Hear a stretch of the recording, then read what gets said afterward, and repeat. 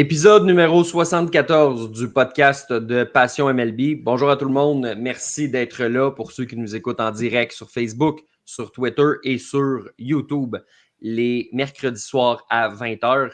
Et bonjour à ceux qui nous écoutent aussi dans un format un peu plus traditionnel. Charles-Alexis Brisebois à l'animation.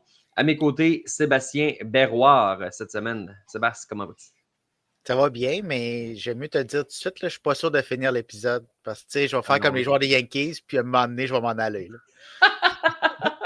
Ou tu vas juste t'écrouler. Là. Tu sais, d'habitude, tu es bon en fin de show, puis là, tout d'un coup, tu vas te mettre à dire des niaiseries comme, je sais pas, les génies statistiques sont exceptionnels. Oui. Tu vas nous répéter que John Schneider, ça va bien pour aucune raison. C'est ça, c'est ça. Tu sais, ça va être tout le temps des nouvelles façons de m'écrouler. Là. Ça ne sera pas tout le temps la même, je vais en avoir plusieurs. Mathieu qui nous dit tu vas échapper la balle. Aussi. Ça, c'est un très bon call, Mathieu. Ça commence bien l'émission. Aïe, aïe, aïe. Écoute, les Yankees, bon, ça va mal ces temps-ci, même si on gagné leur match d'aujourd'hui. Ça va moins bien que les Blue Jays. On va aller voir, Sébastien, qu'est-ce qui se passe du côté des Blue Jays là, depuis quelques jours. OK, Blue Jays, let's play ball. Écoute, les 63 coups sûrs des Blue Jays en 3 matchs ne sont pas qu'attribuables au fait que ça joue au Colorado puis la pression d'air est différente parce qu'il faut quand même que tu fasses contact avec la balle. Oui, il y en a quelques-uns qui sont des circuits, on s'entend là-dessus.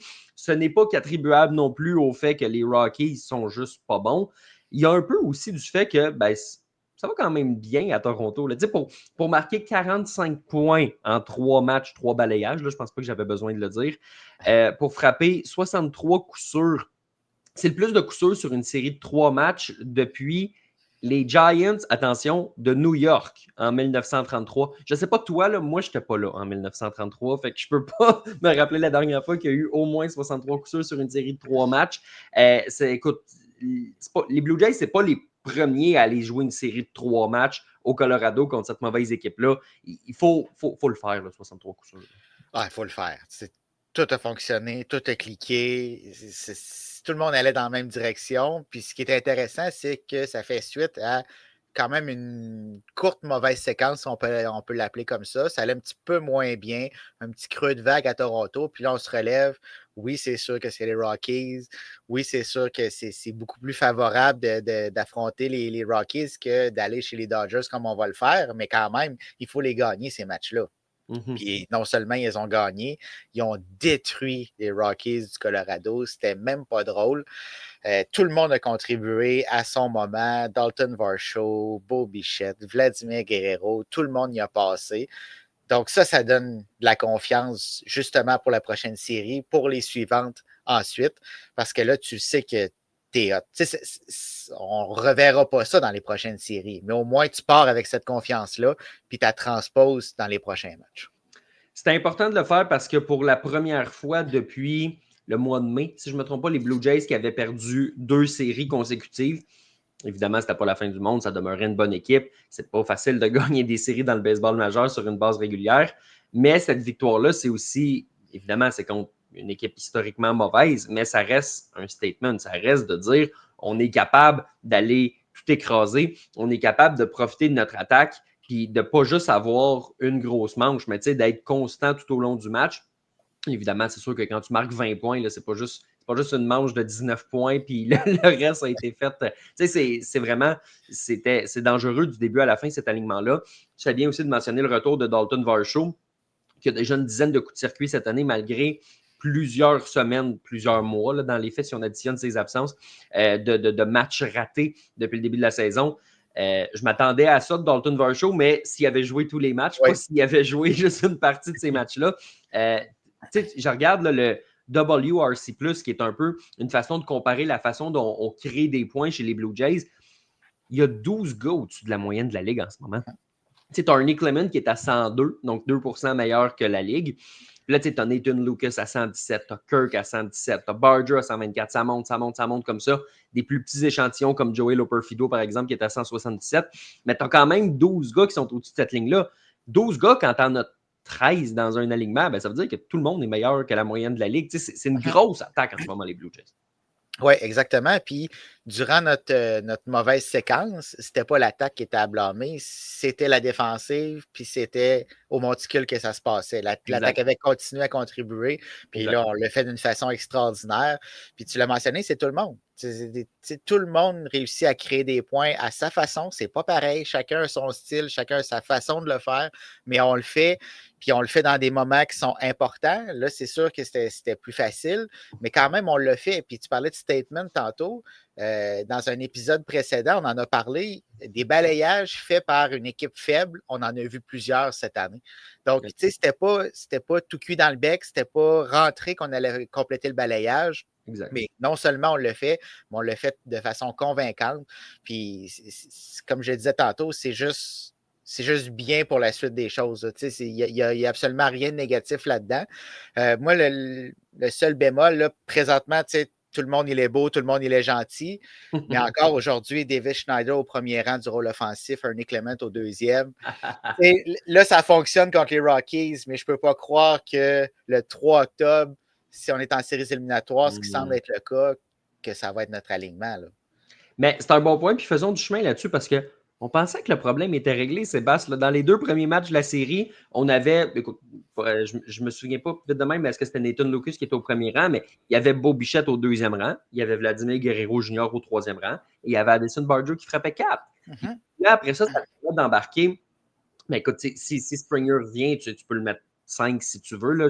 J'aime pas la formule où il est 2 puis tu descends Bo Bichette 4, je la trouve pas optimale. Mais tu sais, si tu mets Springer 5, puis là, tu as Kirk et tu as Varsho qui sont 6-7, c'est pas important quasiment qu'ils frappent 8-9. Tu sais, ça demeure un alignement qui est bien construit, qui est fait de la bonne façon. Vladimir Guerrero Jr. peut quand même aller frapper en première manche parce qu'il est au 3e rang de cet ordre-là, mais tu as Bo Bichette qui est une machine à coup sûr. Il mène les majeurs pour les coups sûrs depuis un petit bout déjà. Puis il n'est même pas proche. Il y a plus d'une dizaine de coups sûrs d'avance sur ses plus proches poursuivants.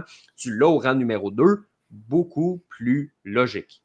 Ben oui, c'est le Beau Bichette qu'on attend, qu'on a déjà vu par le passé. Là, il est de retour. C'est que tu l'as dit, c'est une machine à coup sûr, il sera sur les sentiers, frappe au 4e rang. Ça ne fonctionne pas. C'est correct, on l'a essayé plusieurs fois. Là, on l'a essayé aujourd'hui, on est le 6 août, mais en séries éliminatoires, ça ne peut pas être ton line-up. Puis tu l'as très bien mentionné. Les joueurs que tu as dit dans cet ordre-là, ça doit être ce que John Schneider va nous présenter lors des séries éliminatoires. Parce que, tu sais, Ernie Clement a une excellente saison, mais tu sais, il y a un OPS de 700 environ, là, un petit peu au-dessus de 700.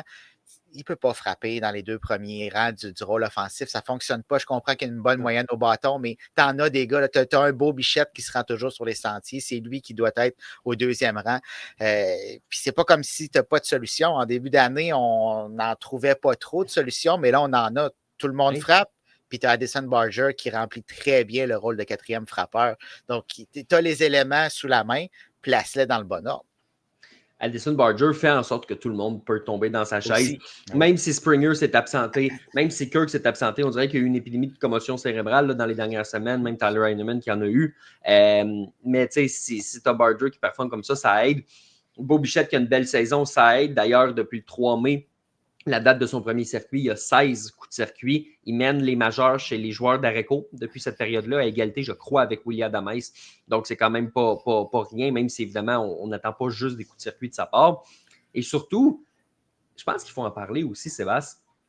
On a dit dans les dernières semaines, puis je crois avec raison, Vlad joue bien, mais il ne joue pas super bien. Ça prend la petite coche de plus. Est-ce qu'il se met la pression de son contrat ou quoi que ce soit? Et là, je regarde des stats que j'ai devant moi depuis le 12 juillet, donc un échantillon d'environ 3 semaines. Vlad a une moyenne de 3,63. Une ligne de frappe de, attention, 3,63, 4,59 de moyenne de présence sur les sentiers et 6,42 de puissance. Ça fait un OPS de 1100. C'est 13 son taux de but sur balle. C'est 10 seulement de retrait au bâton. Le WRC+, qu'on parlait tantôt de création de points, c'est 2,26. Donc, c'est 126 meilleur que la moyenne. Là, c'est deux fois écart ce qu'un frappeur moyen pourrait faire. On retrouve ce Vlad-là qui est capable de générer de la puissance, qui est capable, tu le vois avec le test de l'œil, il est capable de dévisser la balle. Donc, tu combines ça à Barger. On s'attendait peut-être à ce que ce duo-là soit Guerrero-Santander, mais là, on a Guerrero-Barger. Tu as Bichette qui est capable de frapper des coups de circuit. Tu as le reste de l'attaque qui produit. George Springer devrait revenir éventuellement aussi. Tout ça ensemble fait en sorte que ça va bien, mais ça part du 27. Il faut que ça parte du 27. Oui. Ben oui, et puis on ne l'a pas signé à ce prix-là pour rien. Là. C'est lui le visage de la franchise, c'est lui le cœur de cette franchise-là, le cœur de l'alignement offensif. Puis là, on retrouve le Vladimir Guerrero de la deuxième moitié de saison l'an dernier. On dirait que c'est d'année en année, c'est le même scénario presque. Il se met en marche assez tard dans la campagne, mais une fois qu'il est en marche, c'est dangereux. Puis il y a d'autres joueurs qui ont pris la relève pour se rendre justement à ce point-là dans la saison au mois de juillet où le vent change de côté, puis là, Vladimir se met à frapper. Donc, du point de vue de l'attaque, autant on pouvait avoir des points d'interrogation en début d'année, c'est pas là que le bas blesse présentement. Ça va bien, mais c'est vraiment pas là qu'il y a des lacunes. Puis je vois pas comment est-ce que ça pourrait changer d'ici la fin de la saison. Tu sais, des fois, tu as des clubs que tu t'attends à ce qu'on ait un creux de vague. Je pense aux Yankees. Souvent, l'attaque arrive à un moment où on a un creux de vague, on se replace vers la fin de l'année. Les Jays, ce n'est pas ce genre de formation-là avec les joueurs qu'on a sous la main présentement.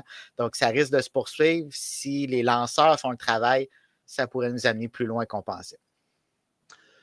On parlait d'Allison Barger tantôt. Écoute, il y a une très, très belle saison. On sent un petit creux de vague en ce moment, ce qui n'est vraiment pas anormal compte tenu du fait que c'est une recrue qui s'habitue aux rigueurs d'un calendrier du baseball majeur. Je sais qu'il avait joué un peu l'an passé, mais là, il est là, écoute, depuis, je pense, le 15 ou le 20 avril. Donc, il est là depuis le début de l'année pratiquement. Il y a Eric qui nous dit ici, Barger se doit d'être un peu plus sélectif pour étirer ses présences. Je suis d'accord avec ça.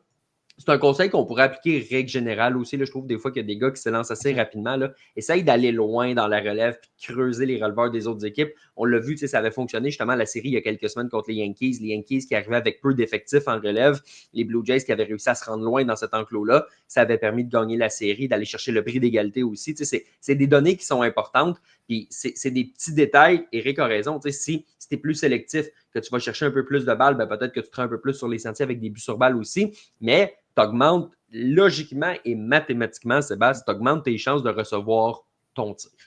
Exactement. Plus tu fais, plus la présence s'étire, plus ça va à l'avantage du frappeur. Donc, ça vaut la peine d'aller loin dans les comptes. C'est sûr qu'à certains moments, tu peux te lancer sur le premier lancer, puis ça va être le bon lancer pour le faire. Mais ça ne peut pas être ça à chaque présence. Puis là, il y a le fait aussi que Barger est arrivé, c'est lui qui avait l'avantage. Là, du côté des lanceurs adverses, on s'est ajusté. C'est sûr qu'on regarde les vidéos, c'est sûr qu'on regarde des matchs des Blue Jays. Là, maintenant, c'est au tour de Barger à faire les ajustements en fonction de ce que les lanceurs ont fait. Je pense que ça va venir. Ça vient avec l'expérience aussi. C'est une question de temps. Avec un élan comme ça, ça ne peut pas faire autre chose que du succès au bâton. Si justement, il est plus sélectif, qui permet, qui se donne la chance de voir plus de lancers. Comme tu l'as dit, il va voir le bon lancer comme il le fait au début de la saison. Puis quand il réussit à mettre le bâton sur la balle, mais on sait ce que ça fait. Je voulais parler un petit peu des lanceurs et j'aime beaucoup l'angle que Mathieu lui a donné, donc je vais te la soumettre sous forme de sa question. Avec l'arrivée de Bieber, qui pourrait avoir besoin d'un 2 autres départs de réhabilitation dans les mineurs, donc écoute, d'ici 2 semaines, peut-être qu'il est à Toronto, j'irai avec une rotation à 6 partants pour reposer les Gausman, les Berrios et les Bassett. Quel est ton avis, Sébastien, à ce sujet-là? J'haïs pas ça. J'ai pas l'impression nécessairement qu'on va pouvoir le faire dès le départ, dès l'arrivée de Bieber, parce que je pense pas qu'il va lancer beaucoup de manches. Est-ce qu'on va le combiner avec un Lauer peut-être à ce moment-là? Mais si Bieber arrive, qui est capable de prendre un petit peu plus de manches, oui, non seulement ça va reposer ces 3 bras-là, ça va reposer celui de Max Scherzer aussi. Là. On ne sait pas à quel moment son bras peut lâcher. Ou c'est surtout son pouce dans son cas. Oui, c'est ça. Le pouce fait partie du bras, là, mais non. Ouais. Il y a une différence entre le coude qui lance et le pouce qui a des ampoules. Exactement. Mais tu sais, Scherzer, ça peut être le pouce, ça peut être autre chose. Il nous a habitués par le passé à être quand même assez souvent sur la liste des blessés, surtout vers la fin de sa carrière. Là, mais ça lui donnerait du repos à lui aussi. Puis on parle de ce trio de lanceurs-là. Là, je pense qu'ils en ont vu assez de baseball dans les 2 dernières années.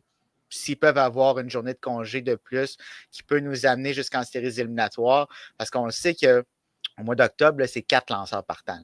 Donc, ces trois-là vont avoir beaucoup de travail. Je ne sais pas à ce moment-là qui va être le quatrième, mais tout ou presque va reposer sur ces trois-là. Donc, si on est capable de leur donner du repos d'ici là, je pense que ça serait une excellente idée.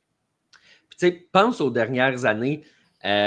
Écoute, tu peux peut-être rajouter Kikuchi aussi à ce groupe-là jusqu'à un certain point, mais c'est ces gars-là qui tenaient la rotation. Tu sais, quand il était 5 puis qu'il n'y avait pas de profondeur, puis que là, Alec Manoa faisait des siennes où il était blessé ou quoi que ce soit, on a tombé à 4 lanceurs partants pendant des nombreuses semaines. Puis ces gars-là ont tenu le fort. Puis John Schneider, qu'est-ce qu'il disait? Il dit j'aimerais ça reposer ces gars-là, mais je suis obligé de les amener sur un départ écourté. Ou c'est pas nécessairement un départ écourté, mais dire on va rouler à la journée de congé devient juste une façon de les amener vraiment à 5 jours, puis ils lançaient aux 5 jours, peu importe s'il y avait des matchs ou pas. Là, si tu peux leur donner justement ce repos-là, ça ne peut pas leur faire de mal. Puis j'ai l'impression que si ça ne se fait pas nécessairement là, ça pourrait se faire peut-être aussi en septembre si les jeux sont un peu plus joués. Parce que là, on parle de Shane Bieber aussi, mais n'oublie pas Alec Manoa. Alec Manoa, je pense que c'est demain qu'il va lancer avec les Fisher Cats du New Hampshire. Il est peut-être un ou deux départs en arrière de Bieber dans les faits, dans sa réhabilitation. Peut-être qu'il va arriver une semaine et demie plus tard. Mais si tout va bien, ces deux gars-là qui sont des lanceurs partants, qui ont été des lanceurs partants toute leur vie, vont s'amener à Toronto. Et là, non, ils n'ont pas un bras étiré autant que les autres, mais tu peux te retrouver avec 7 lanceurs partants dans cette rotation-là. Ouais. À un moment donné, tu le sais comme moi que les débats, ben pas les débats, mais les enjeux comme ça de dire qui va avoir quelle chaise, des fois, ça se résout par soi-même parce que les blessures font en sorte que les décisions se prennent par eux-mêmes. Mais ça se peut qu'à un moment donné, John Schneider se dise comment j'utilise tout ce beau monde-là, ce qui, on va se le dire, est un beau problème. Un très beau problème parce qu'on se reporte avant le début de la saison. On ne savait pas comment on allait remplir ces trous-là puis comment on allait s'en sortir pour toffer tout au long de la saison avec ce personnel de lanceurs-là. Là, on a fait des ajouts quand même importants. C'est pas nécessairement des lanceurs, à l'exception de Bieber, mais là, selon son état de santé, on verra. Là, mais ce n'est pas nécessairement des lanceurs à tout casser, mais c'est des besoins qu'on avait, qu'on a adressés, puis ça nous permet justement d'avoir la main pleine en ce moment. Là, il restera à voir dans quel état Bieber va revenir, dans quel état Manoa va revenir. Puis c'est à partir de ce moment-là qu'on va prendre les décisions. On le sait qu'en séries éliminatoires, à moins d'une blessure, les trois gars qu'on a mentionnés, c'est eux qui vont débuter les séries. Puis on va ajouter un autre bras à cette rotation partante-là. Je pense que ça va aller au mérite, puis ça va aller avec l'état de santé rendu là. Je te la sors un peu champ gauche peut-être, puis on se projette 2 mois d'avance. Là. Serais-tu complètement étonné que Chris Bassitt soit dans l'enclos? On dirait que c'est le genre de gars qui pourrait peut-être soigner un peu. Rappelle-toi, avant le match des étoiles, c'est lui-même qui a proposé d'aller sortir, de faire une sortie dans l'enclos juste pour garder les bras de l'enclos un peu plus frais ou quoi que ce soit. Il va avoir des décisions à prendre. Puis, tu sais, je te dis pas dans l'enclos dans le sens viens me faire 2 retraits puis va-t'en après, là, mais tu sais, dans le sens où tu peux lancer quelques manches parce que tu as un bras étiré. Je ne serais pas complètement étonné. Évidemment, si on a besoin de lui dans la rotation, c'est un des 3 gros candidats. Là. Mais, tu sais, si tu le vois, tu sais, mettons, là, je le compare à Max Scherzer. Tu mets-tu Max Scherzer dans l'enclos? Je comprends qu'il est en fin de carrière, mais je pense que c'est des questions que John Schneider va avoir à se poser. J'ai l'impression que Bassitt, c'en est un qui dirait bah, tu n'as pas besoin de m'envoyer dans l'enclos, fais-le. Tu sais, je sais pas. On dirait que je le feel plus que les autres, même si je te dis pas que c'est une option probable. Non, c'est sûr que Scherzer, je ne le vois pas nécessairement atterrir dans l'enclos de relève. Par contre, je le vois probablement comme le quatrième partant. Puis j'ai de la misère à tasser Bassitt de là pour donner une place soit à Bieber, soit à Manoa, surtout avec l'historique qu'on a derrière. Il n'aura pas lancé beaucoup cette année. Tu arrives avec une pression énorme en séries éliminatoires. Tu as un lanceur en Chris Bassitt qui a lancé toute l'année, qui a lancé l'année dernière, qui a eu de la pression, qui a fait le travail. Donc, de l'envoyer en relève, alors que tu pourrais pour cette année, je ne parle pas de l'année prochaine, mais envoyer un Bieber en relève, il ne donnera pas beaucoup de manches, en tout cas, à moins d'un miracle.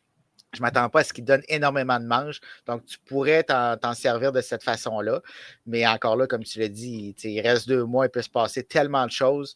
Puis on va voir comment ça va se développer. Il y a Matt ici qui nous dit que pour à court terme, sa rotation de 6 lanceurs, ce serait Bassitt, Gausman, Berrios, Lauer, Bieber et Scherzer. Écoute, il va y avoir des options, ça va dépendre aussi de comment tu es aligné au jour le jour, mais John Schneider, il doit être content parce qu'à un certain point, on ne pensait pas qu'il y en avait tant que ça, des options. Là. Trey Savage, il était loin. Quand Jake Bloss s'est blessé, on dirait que ça a fait Jake Bloss, je m'attendais vraiment à le voir lancer à un certain point cette année. Puis un gars comme ça, avec ce talent-là, tu l'amènes, il fait la job, ben, peut-être qu'il repart jamais. Là. Lui, ça a changé la donne, sa blessure. Donc, d'avoir cette profondeur-là, c'est un luxe que les équipes pas peuvent se permettre, mais doivent se permettre quand tu aspires à aller en séries éliminatoires. Puis le fait d'aller chercher Bieber, c'est pas tout le monde qui a été chercher un lanceur partant quand même. Je sais qu'il y a des points d'interrogation, mais regarde Mike Soroka, là, ça a duré quoi, 2 manches, là, son histoire à Chicago, puis le DG, il est comme moi, je me suis peut-être planté. C'est tough le marché des lanceurs partants, donc il mieux vaut en avoir plus que pas assez à ce point-ci. Puis quand tu utilises ta journée de congé pour éliminer le 5e partant, tu es dans le trouble. Ouais, là, c'est l'inverse. Là, on en a en masse. Jusqu'à quand, je ne sais pas, mais présentement, ça va bien. Ouais, parce que c'est pas grave si en septembre, Gausman lance aux 8 jours. Là. Non, exactement. C'est vraiment pas pas un problème. Surtout si tu es rentré en série ou presque. Là, c'est vraiment pas un problème. Ouais. Exactement. Sébastien, ça fait le tour de ce qu'on a sur les Blue Jays de Toronto. Allons voir ce qui s'est passé ailleurs dans le baseball majeur.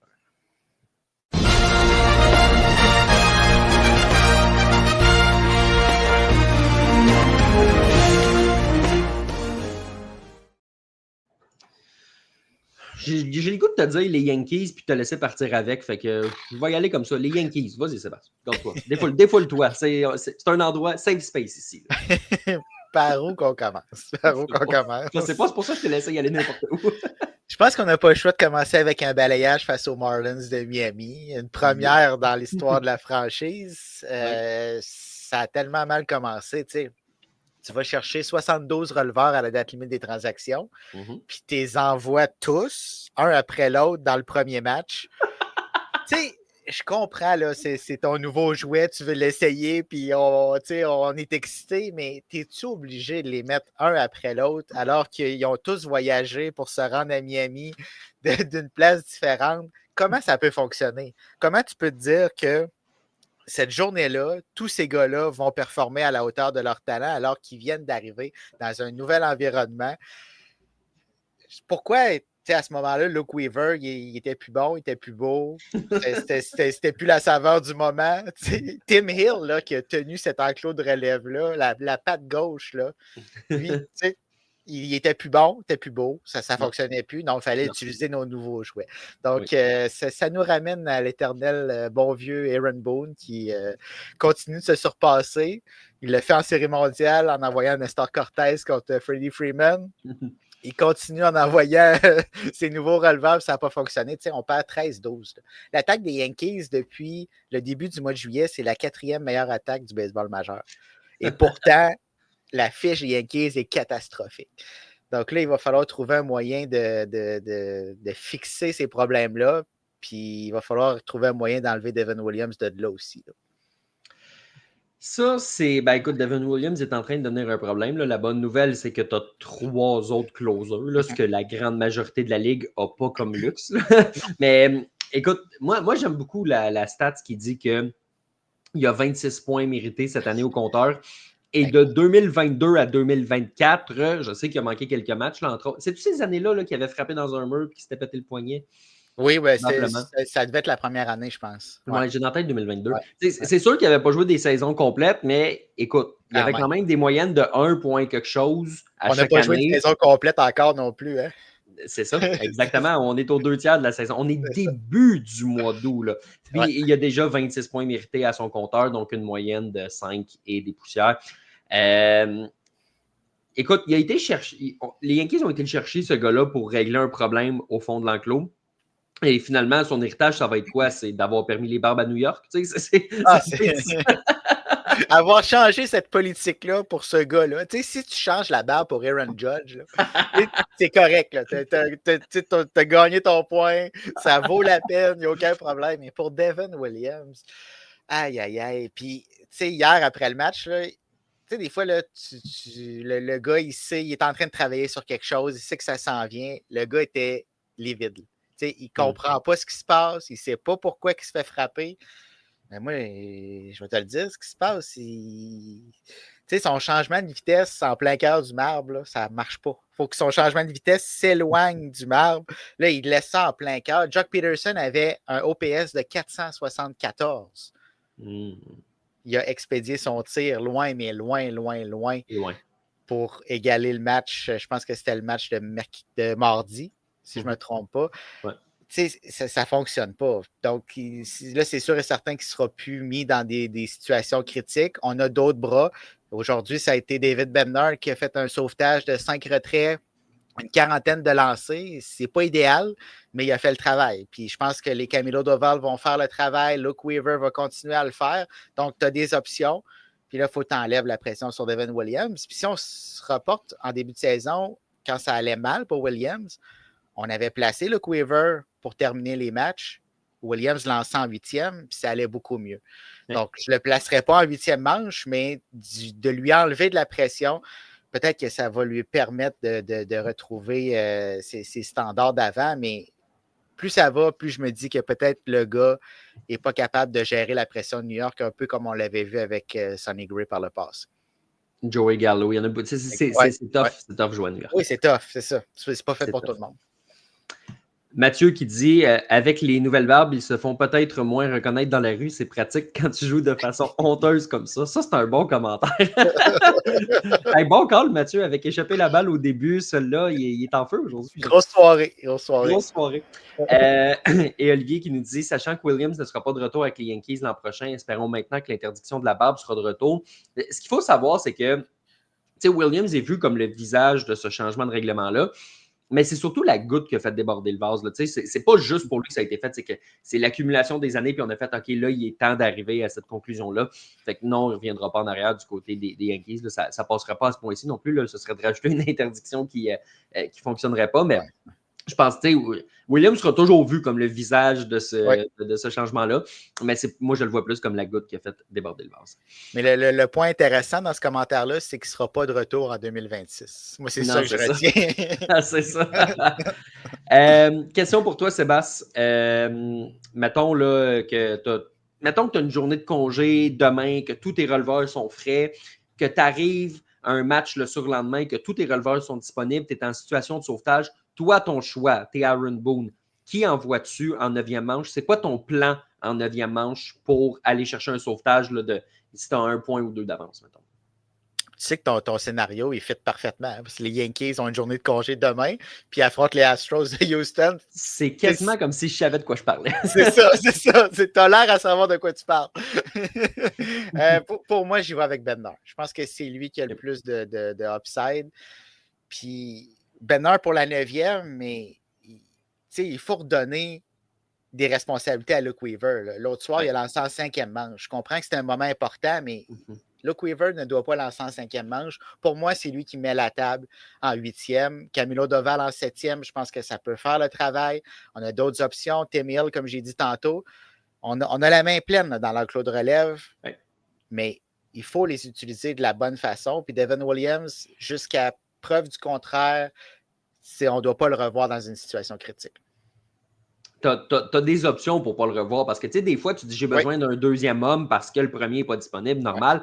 Là, quand tu as 3 autres options, s'il remet Devin Williams, c'est parce qu'il veut remettre Devin Williams, c'est pas parce qu'il doit le remettre. Donc, ça va nous en dire long sur ce que Aaron Boone pense d'un joueur qui, comme on l'a dit, va devenir agent libre. On ne s'attend vraiment pas à ce point-ci, à ce qu'il revienne. Surtout que Bednar a du contrôle. Dis-moi si je me trompe, mais Camilo Doval a du contrôle aussi.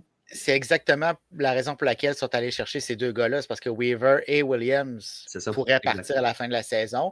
Weaver, je pense qu'il a plus de chances de revenir. Là, moi, si je suis Brian Cashman, j'essaye définitivement de le convaincre de rester. Là. Je ne sais pas si lui, il est intéressé dans ces circonstances-là, mais en même temps, rester pour les Yankees, il a payé que ça.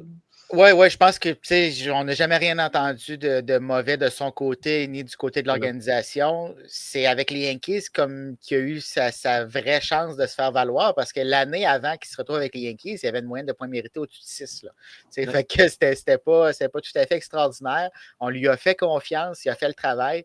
Donc, moi, je vois Weaver revenir. Dans le cas de Williams, je pense vraiment, vraiment pas. Il y a Olivier ici qui nous dit à cette heure que les Yankees ont mis fin à leur séquence de défaites aujourd'hui, espérons maintenant qu'on va arrêter de se vomir dessus en fin de match, comme le dirait si bien Martin Saint-Louis. Je l'ai trouvé bonne, elle aussi. On a des bons commentaires à ce moment. Oui. Il se relance, ça, c'est bon, là. Oui. Mais l'analogie est bonne parce que c'est vrai, tu sais, des fois, c'est vrai que c'est en fin de match qu'on se fait mal du côté des Yankees. C'est pas toujours dès la deuxième manche que tu te dis « Ah mon Dieu, OK, ce match-là, on l'a déjà échappé. » On est dans le coup jusqu'à la fin, puis là, tu te dis « Écoute, avec cette relève-là, avec cette attaque-là qui fonctionne bien, comme tu l'as dit, ça devrait être suffisant. » Mais non, il y a quand même...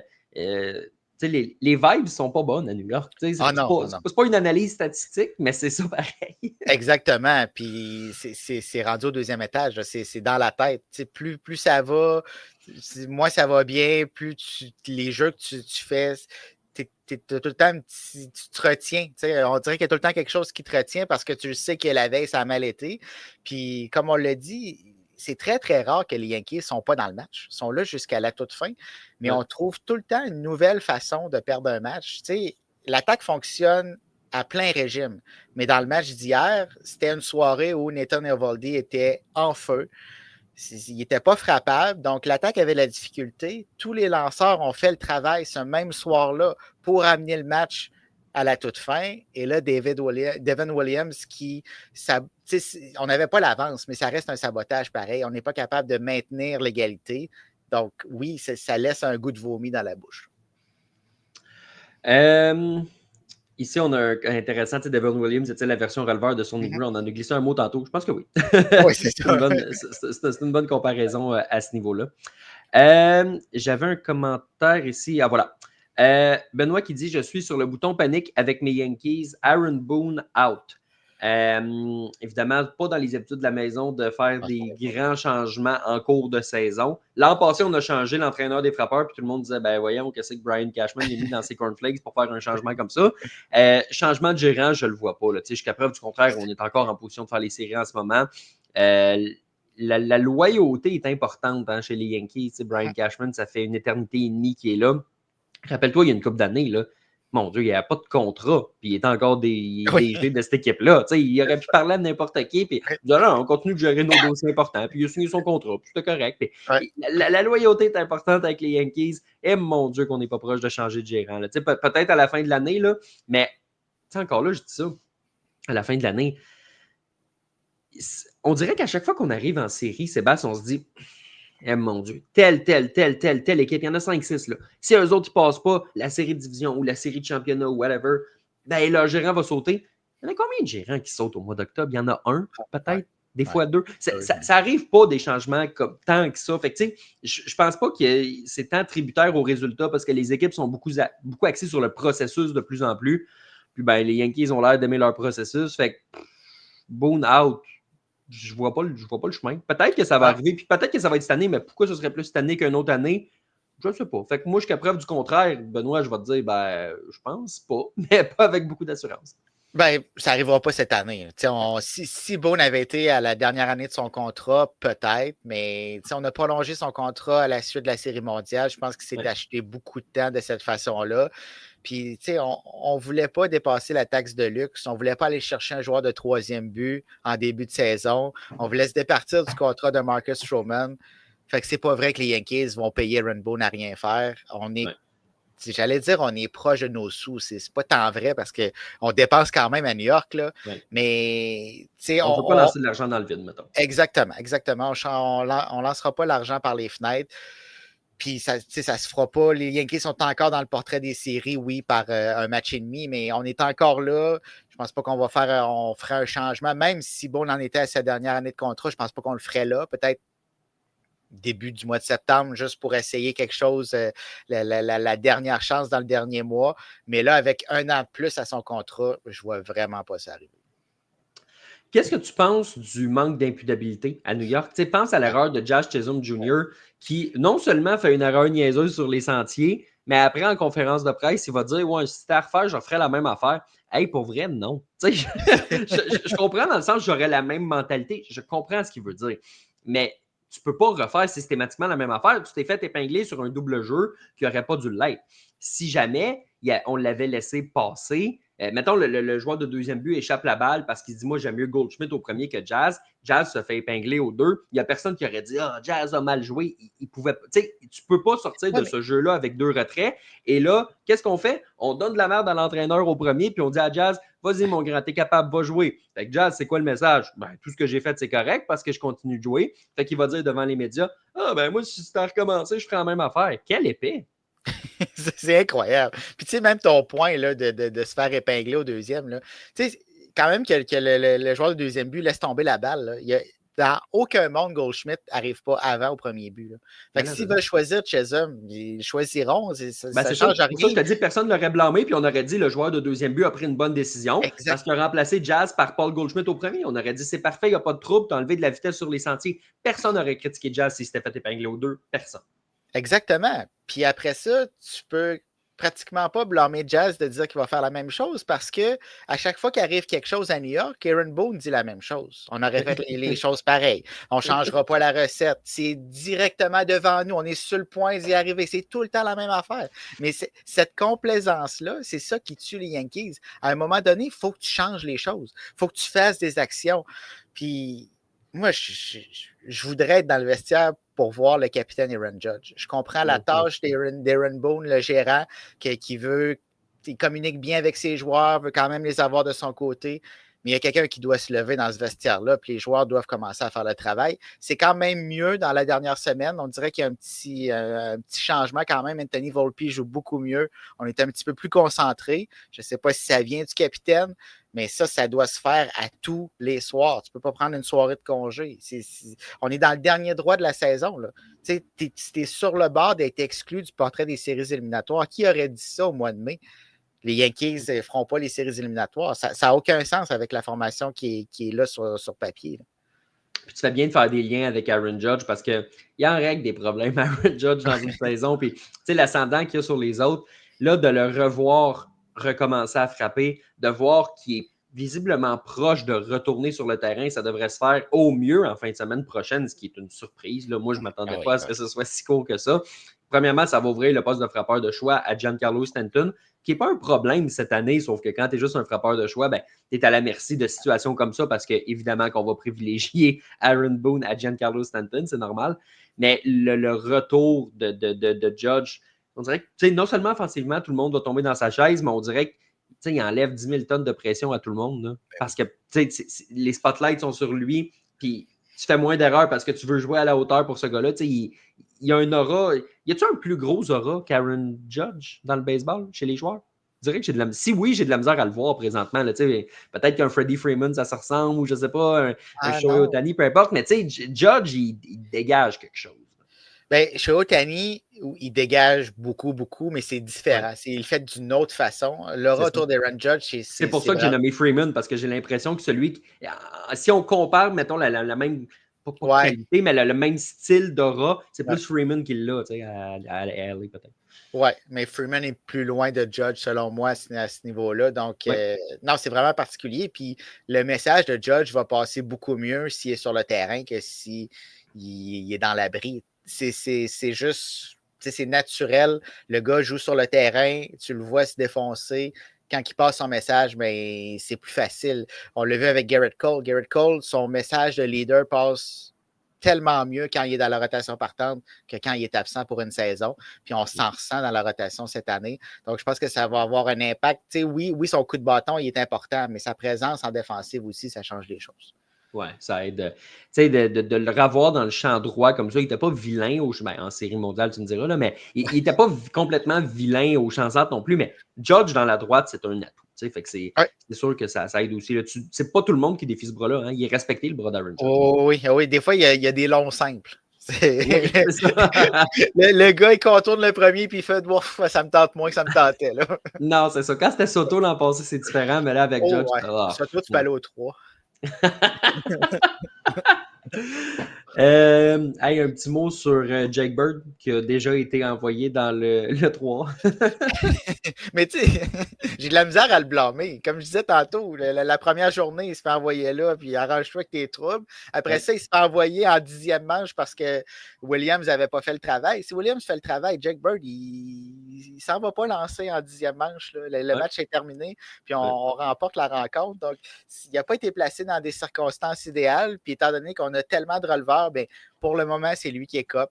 Je pense qu'il va revenir. Je n'ai aucun doute là-dessus. Il va reprendre sa confiance, mais ça n'a pas été un début facile pour lui à Lyon. Parlant des Yankees, on a dit bye-bye à Marcus Stroman. C'était dû. Là, on s'entend qu'il était temps de dire au revoir à Marcus Stroman.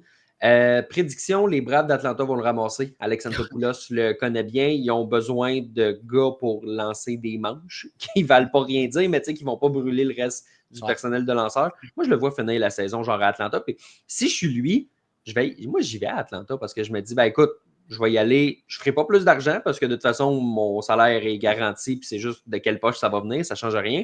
Mais je vais me remettre sur le radar pour que certaines équipes se disent tu sais quoi, ça a pas mal été à Atlanta. Peut-être qu'un petit contrat d'1 an l'an prochain, ça pourrait. Fait que moi, si je suis lui, j'y vais en Géorgie ou au Minnesota ou n'importe quelle équipe qui a liquidé et qui a besoin de bras en ce moment. J'y vais, moi, même si. Tu sais, Stroman, c'est drôle dans sa carrière. Il a joué à Toronto, il a joué à New York, il a joué à Chicago, il est revenu à New York. Ça a toujours été des gros marchés. Mais là, s'il faut que tu ailles un peu plus bas dans la hiérarchie des équipes, vas-y, mon homme, là, t'es rendu là. Si Marcus Stroman ne va pas à Atlanta, là, arrête la carrière, mon chum. Là. C'est ça. C'est là, donne-toi une chance. Là. Tu t'es pas donné de chance par tes propos dans les médias. Tu t'es pas donné de chance à cause de tes performances sur le terrain.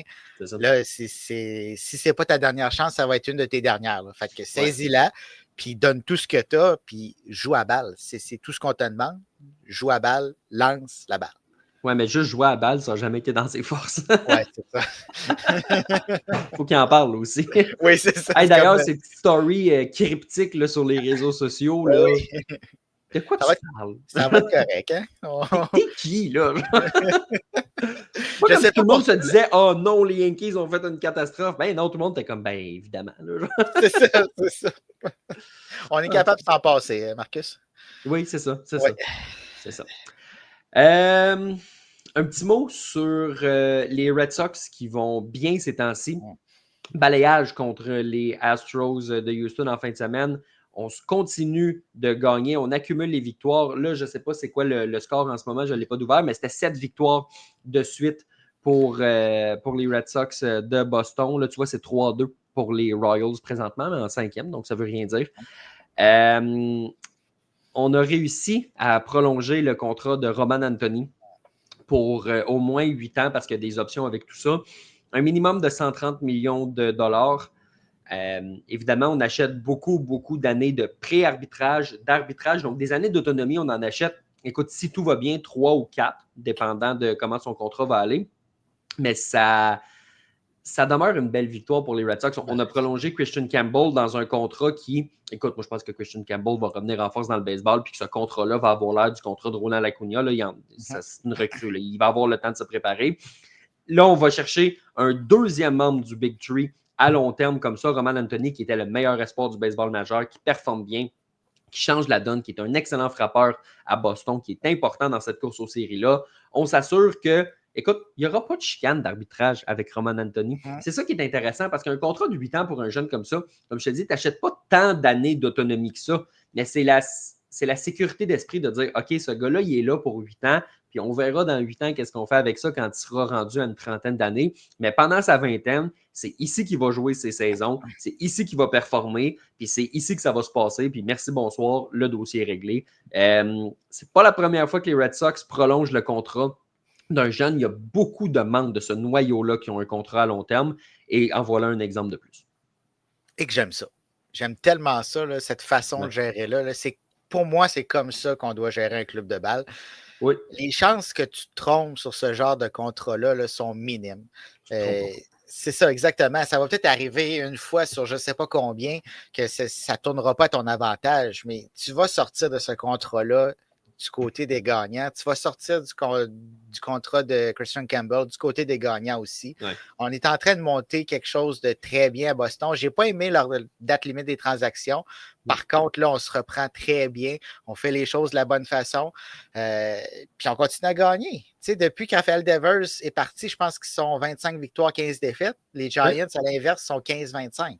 C'est ça. Fait qu'on s'est probablement débarrassé d'un problème qui a fait qu'on a pu passer au prochain niveau.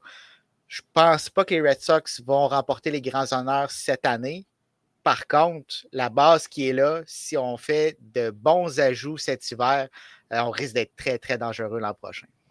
C'est ça, puis la fenêtre ne se ferme pas l'an prochain. Au contraire, on est en train de l'ouvrir, cette fenêtre-là. D'ailleurs, je tiens à mentionner qu'on avait ri de la citation de Craig Breslow après la transaction d'Evers qui avait dit peut-être qu'en fin d'année, on va regarder ça puis on va avoir été meilleur sans Rafael Devers. Puis on se disait, ben oui, c'est ça. Puis finalement, ben oui, c'est ça. Ben oui, c'est ça. C'est la même phrase, mais sur un ton complètement différent. Et là, on profite, on donne une partie de cet argent-là, entre autres, à un jeune comme Roman Anthony. Tu sais, je regarde le capitaine Crochet, il a un contrat de 6 ans encore. Brian Bayo, il y a quelques années de contrat. C'est Dan Rafaela. Tu sais, Campbell, Bayo, Rafaela, Crochet, Anthony, c'est tous des gars qui sont là au minimum jusqu'en 2030. Fait que, tu sais, ça c'est intéressant. Il n'est pas dit que c'est fini non plus, qu'il n'y aura pas d'autres joueurs qui vont être signés. Il n'est pas dit que cet hiver, Joe Ryan ne deviendra pas un membre des Red Sox. La situation me fait vraiment penser à Crochet là, dans ce sens-là, dans le sens où on n'a pas réussi à aller le chercher à la date limite, mais on va se réessayer cet hiver. Et ça se peut là, que Joe Ryan là, se ramasse à Boston durant la saison morte. Donc, on est vraiment en train de construire quelque chose. On est présentement du côté de Boston devant les Yankees au classement. On est en train de... Les Blue Jays sont plus loin devant. Là. Les Blue Jays sont juste devant. C'est juste qu'ils ne regardent plus les Yankees, ils regardent les Red Sox. Non, c'est ça, exactement. L'acquisition d'Alex Bregman, on verra s'il sera de retour l'an prochain. Évidemment, il y a son option de sortie. On s'attend à ce qu'il l'utilise, mais est-ce que les Red Sox vont réussir à le garder? C'est possible. Donc, non, écoute, tu sais, pour toutes les dernières années où on s'est dit, mon Dieu, que ça va mal chez les Red Sox, qui n'ont jamais voulu dire le mot reconstruction, mais avec du recul, tu regardes ça, puis tu dis, ben, c'est pas mal ça qu'ils faisaient. Là. Mais là, la lumière au bout du tunnel, on la voit, ça va bien. On va faire les séries cette année. On va aller chercher de l'expérience du côté des jeunes. On leur apprend c'est quoi une course aux séries. Il n'y a pas grand-chose de négatif à dire, là, à part la date limite des transactions, comme tu l'as dit, mais avec la série de victoires, c'est déjà derrière. On s'en fout de la date limite. Oui, exactement. On regarde devant. Mais c'est comme par séquence, un peu à Boston. J'avais beaucoup aimé l'hiver passé qui était survenu à Boston. Là, le début de saison, c'était un petit peu ordinaire avec les mouvements de personnel et tout. Là, on échange Devers. On se met à gagner, on signe Anthony à long terme. Donc là, on se remet sur la bonne voie. Il va falloir connaître un autre bon hiver si on veut passer au prochain niveau. C'est sûr que ça va dépendre, entre autres, du retour ou non d'Alex Bregman. Mais même s'il ne revient pas, je pense qu'on est capable de jouer avec les éléments qu'on a en place, en plus d'en ajouter quelques-uns pour construire quelque chose de très bien. Puis les noms que tu as mentionnés, il faut ajouter quand même Jarren Duran, qui est encore là. T'sais, on pensait qu'elle allait partir, il est encore là. Abreu aussi. C'est pas un vétéran, là. Ça reste ce corps-là de jeunes joueurs-là va grandir ensemble. Peut-être qu'on va être obligé de s'en départir de un ou deux pour aller adresser nos lacunes, mais quand même, ça va rester que ce noyau-là va grandir ensemble et risque de faire de belles choses. Mais puis c'est un point intéressant parce que deux des jeunes qui n'ont pas reçu une prolongation de contrat, ben, il y a Marcelo Mayer là, du top 3, mais lui est vraiment plus jeune que les autres, mais Abreu et Duran n'ont pas de contrat à long terme. Ils sont sous le contrôle pour encore quelques années. Je m'attends pleinement à ce qu'il y en ait un des deux qui prenne le chemin. Écoute, peut-être justement du Minnesota pour Joe Ryan ou quelque chose comme ça. Mais tu as tellement les mains pleines si t'es Boston que c'est ça qu'il faut que tu fasses. Parce que imagine ce club-là, si tu as Crochet, si tu ajoutes un lanceur de la trempe de Ryan, Brian Bayo, ça va bien en ce moment. On parle des fois là, de certaines équipes que tu dis hey, ce top 3-là, je ne veux pas l'affronter en série. Ben, ça en serait un. Puis, déjà là, on est en train de jeter les bases de ça. Non, moi, je suis impressionné parce que je vois des Red Sox de Boston. Tu vois, à ce sujet-là, bon, Jean-Daniel, lui, il trouve que Dustin May, c'est un solide ajout des Red Sox. J'ai hâte de voir. Moi, sa balle, elle travaille tellement à Dustin May. S'il est capable de redevenir un bon lanceur, ça peut le faire. Est-ce qu'il va être en mesure de le faire? Écoute, ça dépend. C'est pas tout le monde qui est... Regarde Walker Buehler. Là, lui aussi, c'est en théorie, c'est un bon lanceur, mais l'adaptation, justement, des Dodgers aux Red Sox n'a pas été facile. Donc, on verra ce que ça va donner. Mais non, écoute, pas grand-chose à chialer du côté de Boston ces temps-ci. Moi aussi, j'aime l'acquisition de Dustin May. J'aurais juste aimé qu'on l'entoure un petit peu à cette date limite des transactions-là pour amoindrir le risque parce qu'on ne sait pas de quel côté ça va tourner. Ça peut très bien tourner pour Dustin May, mais si on avait ajouté quelques pièces, je pense qu'on aurait été encore plus solide. J'ai l'impression qu'on vise vraiment plus les prochaines saisons à Boston. Puis tu parlais d'aller chercher un lanceur. Il y a aussi le fait que les joueurs de position, on ne pourra peut-être pas faire jouer tout le monde à un moment donné, là. Fait qu'il va falloir en sacrifier. Puis ça va être cette occasion-là d'aller chercher un excellent lanceur. Tu vois, Jean-Daniel, il nous dit que May, c'est un bel ajout parce que c'est un fan des Dodgers. Ceci explique cela. Deux petits sujets avant de passer à la période des questions. On a appris dans les derniers jours que Luis Ortiz et Emmanuel Classé avaient vidé leur vestiaire, leur casier dans le vestiaire, pardon. Écoute, ça ne sonne pas comme des gars qui vont revenir cette année. On s'attendait à un mois, au moins jusqu'à la fin du mois d'août sans eux. Puis, s'ils avaient vidé leur casier au moment qui était mis sur les lignes de côté, je t'aurais dit, écoute, ça se peut. Mais là, ils ont attendu quelques semaines et là, ils ont vidé le casier. Ça augure mal, disons, pour la suite dans ces cas-là. Si 2 mois d'avance, tu sais que leur saison est terminée, je me projette dans le futur, mais est-ce qu'on les revoit dans le baseball majeur, ces gars-là? Il va falloir attendre la fin. Oui, c'est très dur à dire. Il va falloir attendre la fin de l'enquête. Puis tu dis qu'ils ont vidé leur casier. Je pense que c'est pas même pas eux qui sont allés. Là. Non, c'est ça. De ce que j'ai lu, on a vidé le casier. Ouais. Je ne sais pas si c'était dans un sac poubelle, mais on a mis le sac. Ils venaient chercher ça, les boys. Ça va être correct. Ils ne revenaient pas cette année. Non, ça serait très, très surprenant qu'ils reviennent cette année. Pour la suite, je ne sais pas. On s'attend à ce que ce scandale-là ne soit pas terminé. Donc, il va y avoir d'autres têtes qui vont rouler. Puis, il va y avoir des décisions qui vont se prendre par le baseball majeur. On ne sait pas de quel côté ça va tourner, mais ça augure très mal. On rappelle que ce segment est une présentation de Bet, tout ce que vous voulez. C'est ça.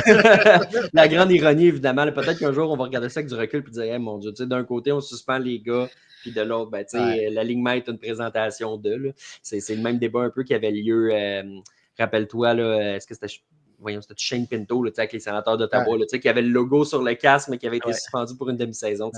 On comprend évidemment la réalité que les joueurs sont assujettis à des règles qui sont différentes des nôtres parce qu'ils ont des informations qu'on n'a pas entre les mains. On n'a pas tant le potentiel de faire perdre une équipe de baseball, beaucoup moins que des gars comme Luis Ortiz et Emmanuel Classé, mais évidemment, l'ironie peut quand même se souligner.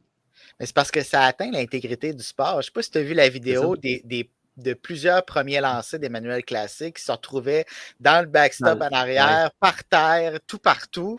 Ouais. Maintenant, on peut miser sur n'importe quoi. Là. Le premier lancer d'une présence au bâton, le sens du vent, n'importe quoi, tu peux miser. Fait que ça laisse des questions en suspens, puis c'est l'intégrité du sport directement qui est visée. Là. On ne veut pas que des joueurs aient un impact sur l'issue d'un match juste parce qu'il y a des montants d'argent en jeu. Là. Fait que je suis très, très heureux que la MLB prenne ce dossier-là au sérieux, mais il faut quand même se regarder dans le miroir. Là. Dernier dossier dont je veux parler avec toi. J'ai fait un texte il y a une couple de jours qui s'appelle « Il est temps de parler des succès, oui, des Marlins depuis 2 mois ». J'avais pas ça dans sur ma carte de bingo. Ça va bien pour les Marlins. Ils ont des bons éléments. Tu sais, Kyle Stowers, c'est un nom qui est le fun. Il y en a beaucoup. On pourrait en nommer plusieurs comme ça. Des joueurs qui prennent leur place en tant que tels. Ils ont un personnel de lanceurs qui fait le travail, ce que je n'avais pas non plus en tête. Tu sais, écoute, je ne l'ai pas en date d'aujourd'hui. Je vais aller voir. Mais c'est quand même une avance, pas juste petite, mais une bonne avance sur un club comme les Braves d'Atlanta. Écoute, c'est 8 matchs et demi, 17, c'est 8 matchs et demi d'avance sur les Braves.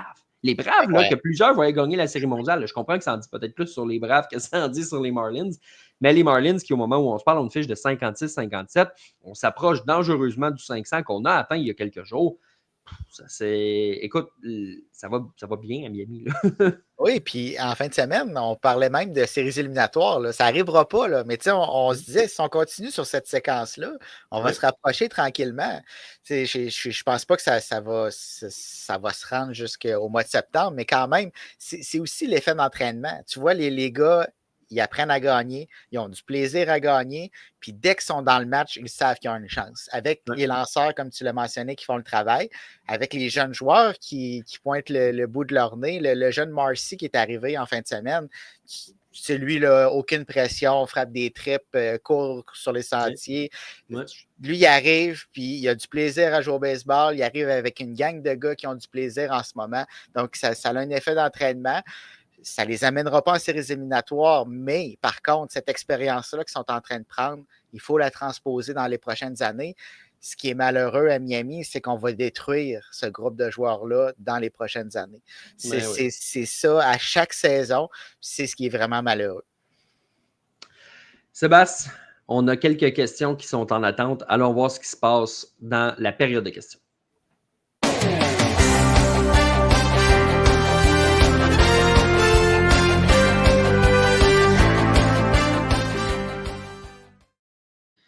Qu'est-ce que serait la période de questions sans le jeu? On commence avec ça? On commence avec ça, mon homme. Okay.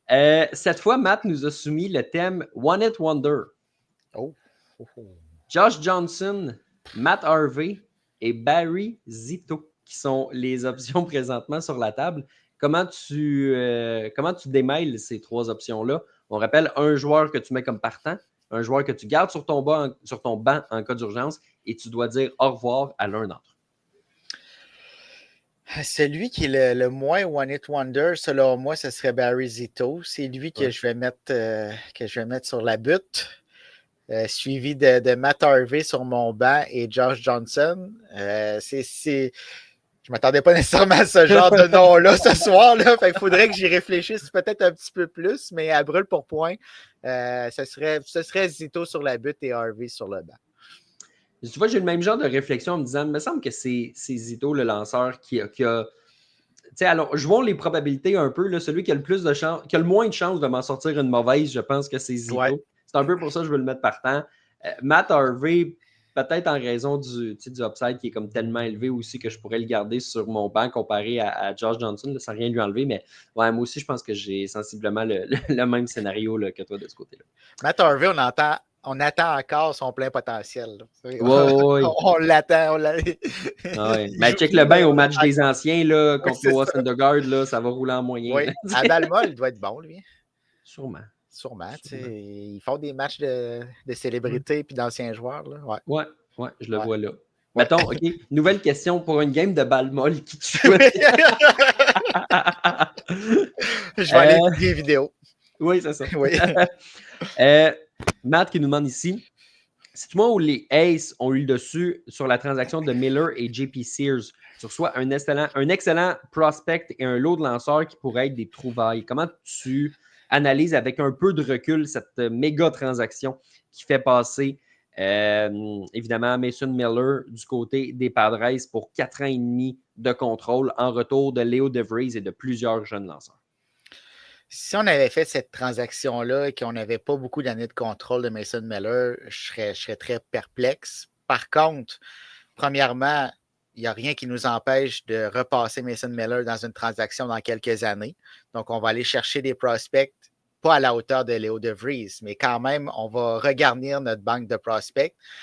Puis c'est ça qu'on avait, je ne dis pas qu'on avait un besoin, mais d'ajouter un bras de la trempe de Mason Miller dans cet alignement, dans cet enclos de relève qui est tellement solide. C'est ce qui peut nous permettre de battre les Dodgers, justement. On veut tellement battre les Dodgers. Ça pourrait faire la différence dans une série.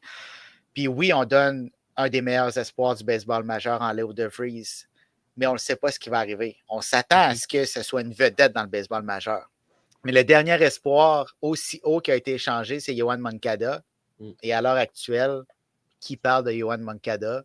Pas grand monde. En tout cas, moi, plutôt, on n'en parle pas bien. Là. Ben, là, on en parle. Là, on en parle. C'est son moment de gloire, mais tu sais, c'est une chose, le potentiel.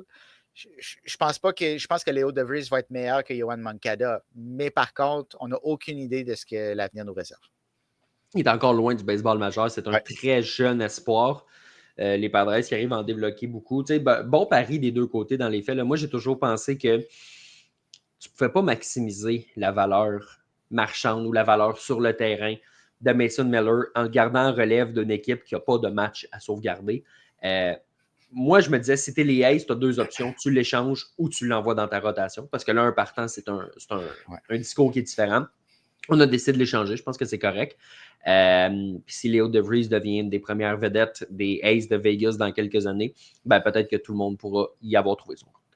Puis, ton point est bon parce que est-ce que les Aces gagnent la transaction selon la question? Dans cette optique-là, oui, parce que je ne pensais pas que Mason Miller pouvait sortir un espoir aussi haut.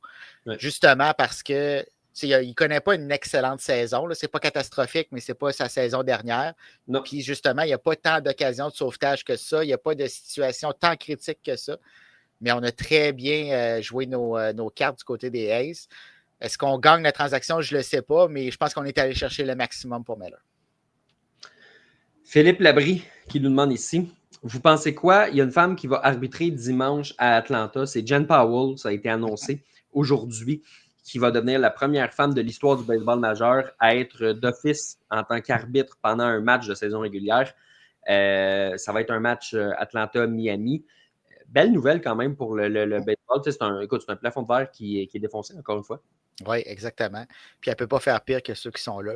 Je ne veux pas tous les mettre dans le même paquet là, parce qu'il y en a des excellents. Là. On a eu un match de 97%, je pense, cette semaine. Là. Donc, il a manqué un lancer, l'arbitre officiel. Puis il était sur le coin. Là. Fait qu'il a connu une excellente rencontre. Il y a de très bons officiels dans le baseball majeur. Il y en a des très mauvais aussi.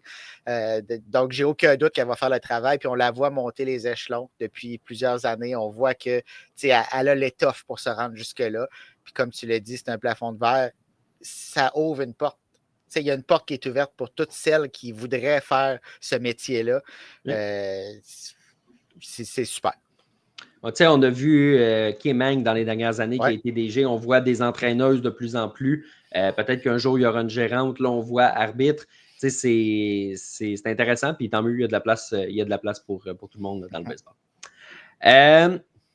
Tantôt, on parlait des Rockies du Colorado. Matt qui nous dit hey, est-ce que les Rockies, c'est une équipe 3A ou de la MLB? Ça n'a pas de sens, cette organisation-là. Encore une fois, on a échangé des gars. Puis, écoute, moi, la stat qui m'a le plus frappé, puis je veux la retrouver parce que c'est assez fou. C'est en marge de la belle séquence, de la belle série, excuse-moi, de Beau Bichette au Colorado. C'était, écoute, son 3e circuit, 9e point produit durant la série. Et il y a Brandon Wild qui couvre les Blue Jays pour The Score qui a retweeté. Chris Bryant a 2 coups de circuit et 8 points produits, donc un circuit de moins, un point produit de moins au Coors Field dans les 2 dernières saisons. Hey, écoute, tu signes là-bas parce que tu te dis, c'est quoi l'avantage de signer au Coors Field pour un frappeur? C'est d'aller chercher des circuits. Il a 2 circuits en 2 ans à domicile. Je sais qu'il a joué à peu près 12 matchs cette année, puis l'an passé, il y en a joué 30, 40, là. Mais tabarouette! C'est-tu de l'argent lancé par les fenêtres, ça, tu penses? Ah, quelle signature catastrophique. Pour les deux parties, tu sais. Ben, oui. Pour Chris Bryant, c'est sûr qu'il fait de l'argent, là, mais c'est catastrophique pour sa réputation. Exactement. On dirait qu'on a oublié le gars à Chicago, là. Ben oui, sa carrière a pris une tournure, là. C'est catastrophique, là. Ça n'a pas de sens. Mais pourquoi tu es allé là, Chris? Qu'est-ce que tu fais? À quoi tu penses? Oui, je comprends, mais il y aurait eu peut-être pas autant, mais un petit peu moins. Mais tu aurais été dans une organisation qui te donne une chance de gagner, puis tu aurais été beaucoup mieux entouré. Là, on échange des gars contre qui? Tu sais, je vais juste prendre Ryan McMahon puis Jake Bird à New York, là. Les Yankees sont allés les chercher pour absolument rien ou presque. J'exagère, là, mais on n'a pas payé cher. On n'est pas capable de maximiser la valeur de nos joueurs au Colorado. Puis, ça n'a pas l'air à nous déranger. Là. Pas en tout. Non, c'est triste. Là. On n'a pas parlé, on a parlé des gagnants et des perdants. Les Rockies sont perdants, puis on n'en parle pas. C'est encore pire que de critiquer parce que c'est. Moi, j'aime mieux me faire critiquer qu'être indifférent à moi. Oui. Si tu es indifférent envers moi, ça veut dire que tu ne vaux même pas la peine. L'autre, au moins, c'est genre, hey, je te donne des manières de t'améliorer. Là, c'est juste comme, OK, les Rockies. OK, fait que là, on va parler des Twins qui ont tout vendu, puis on va parler des Pirates qui n'ont pas vendu. Oh ouais, les Rockies. Ouais, OK, on va parler de... Ça n'a comme pas de sens comment on se contrefout des Rockies qui sont dans une division impossible aussi. Oui, aussi, c'est à leur défense, mais ce n'est pas la seule raison pour laquelle ils sont aussi creux au classement. Non. Ils ont une chance de battre le médiocre record de victoires, puis puis on n'en parle pas tant non plus. Là. C'est comme, moi, ça va arriver, puis ça... Mais c'est un record de médiocrité dans l'histoire du baseball majeur. Là. Puis là, l'histoire est riche. Là. Ça n'a pas commencé l'année passée, ce sport-là. Là. Puis tu trouves un moyen d'être encore plus mauvais, puis ça passe sous le radar. Mais tu dis que l'an passé, puis tu sais, même les White Sox l'an passé, c'est eux qui ont battu le record, puis là, c'est ce record-là qui est visiblement déjà en jeu. Là. Mais ce record-là, on en a parlé en masse l'an passé. Puis là, les Rockies, écoute, on n'a pas parlé tant que ça parce qu'on s'en fout des Rockies. C'est vraiment quelque chose. Là. Ethan Holiday, il va avoir du fun là-bas. Pauvre gars. Pauvre gars, ouais. Jean-Michel qui nous dit ici, chez les Orioles dans le 3A, Dylan Beavers, Ryan Mountcastle, Sam Basillo performent, mais on ne les rappelle pas. Est-ce que c'est une surprise pour vous? Oui. Qu'est-ce qu'ils attendent pour rappeler le receveur, maudit? Ben là, le Rutschman est revenu, ça me surprend moins, mais quand on a passé à peu près 6 receveurs, et qu'on n'est pas allé le chercher au niveau 3A, ça, c'était incompréhensible. C'était pas surprenant, c'était incompréhensible. Il était prêt. C'est pas comme si on le rejetait, il était prêt. Mais oui, puis c'est sûr que c'est pas une merveille masquée en défensive. Là. C'est sûr que c'est pas sa principale force, mais quand même, t'en as pas de receveur. Mm-hmm. À quel point tu veux le protéger pour ne pas le rappeler dans ces circonstances-là, je comprends. Non, ça n'a pas de sens. Petit commentaire, Sébastien, pour informer aussi les auditeurs qui nous écoutent, qui n'a pas rapport avec le baseball, mais Mathieu nous l'a mentionné quand même. Mboko qui s'en va en finale à Montréal. Donc, belle nouvelle, quand même assez. C'est un parcours, quand même. Ouais. C'est incroyable. Quand ça marche, ça marche. Hein? C'est comme les Jays, tout fonctionne. Mais là, Mboko, elle affronte des adversaires un petit peu plus coriaces que les Rockies, par contre. Oui, c'est ça là-dessus. En finale, ça ne sera pas de la tarte non plus. Non, mais c'était pas de la tarte jusque-là, fait qu'il n'y a rien qui... Exactement. Et Matt qui nous dit en finissant, je dois vous remercier pour votre podcast de vendredi. Il faisait son déménagement au même moment. C'est moins plate qu'en Passion MLB. Il y a un podcast pour parler de baseball. Merci beaucoup, Matt. Là, tu commentes très, très, très souvent, mais tu n'es pas le seul. Là, il y en a beaucoup qui nous suivent religieusement. Donc, merci beaucoup pour ça. Puis pour ceux qui veulent aller l'écouter, ben, le podcast, ce n'est pas complètement intemporel. Là, c'est avec Mark Griffin et Alain Usereau. On est revenu sur la date limite des transactions. Donc, vous pouvez le trouver là, sur toutes les bonnes plateformes. On vous invite à aller l'écouter si le cœur vous en dit. C'était le fun pour nous aussi de jaser avec les gars. Bien, évidemment, c'est très, très, très le fun. C'était le 3e podcast qu'on faisait ensemble. Pas toujours facile les mercredis soirs parce que ceux qui écoutent le baseball à RDS s'en rendent compte. Là, ils sont en onde au même moment où on enregistre le podcast, mais un épisode spécial comme ça, je trouve que ça s'y prêtait très bien. Ça fait le tour des questions qu'on a. Merci beaucoup à tout le monde d'avoir été encore une fois à l'écoute, d'avoir commenté avec nous. Les mercredis 20h, on est en live sur Facebook, sur Twitter et sur YouTube. Donc, vous pouvez venir nous poser vos questions. Et sinon, Sébastien, pour ceux qui nous écoutent dans un format podcast plus traditionnel, évidemment, c'est aussi possible de le faire. Oui, certainement, sur toutes les bonnes plateformes de podcast. Sur notre site web, passionmlb.com, on amorce le dernier droit de la saison. Donc, il va y avoir les épisodes du podcast, mais il y a plusieurs articles par jour sur tout ce qui se passe dans le baseball majeur. On vous invite aussi, pour ceux qui ne l'auraient pas nécessairement vu, Sébastien et moi, on était de passage en début de semaine au podcast de la Triple Menace. Donc, si vous voulez aller sur les réseaux sociaux de la Triple Menace, on est revenu sur la date limite des transactions aussi avec la sauce, la Triple Menace, donc un ton un peu différent de ce qui se passe sur le podcast de Passion MLB. Donc, pour ceux qui s'intéressent, vous pouvez aller le voir aussi. Donc, c'est ce qui met fin à l'épisode de cette semaine. Merci beaucoup à tout le monde d'avoir été là. On vous souhaite une excellente semaine de baseball, puis nous, on se dit à la semaine prochaine.